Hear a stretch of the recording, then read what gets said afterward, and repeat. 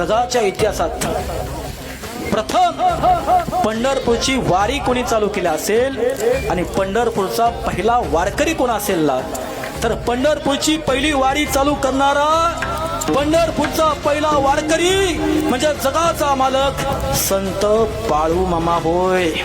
तुम्ही म्हणा महाराज असं कसं? आम्ही तर ऐकत आलोय हरिभक्त परायण आमचे गुरुवर्य हैबत बाबांनी वारी चालू केली. हैबत बाबांनी ज्ञानोबरायांचा तुकोबरायांचा हा पालखी सोहळा देहू आणि आळंदीपासून पंढरपूर पण जाण्याचा हा दिंडी सोहळा चालू केला. पण या ब्रह्मांडाच्या इतिहासात या जगाच्या इतिहासात पहिला आद्य वारकरी कोण असेल आणि पहिली वारी कोणी चालू केली असेल तर ती संत बाळूमामांनी चालू केली. कारण बाळूमामा हा रुद्राचा अवतार आहे आणि आद्य शिवशंकरांनी गणपती बाप्पा सहित नंदी सहित पार्वती सहित जेव्हा दंडक अरण्यामध्ये महाविष्णू आले होते आणि दंडक अरण्यामध्ये महाविष्णू येऊन 28 गविटेवरती उभा राहिले तेव्हा हा विरह शिवशंकराला सहन झाला नाही.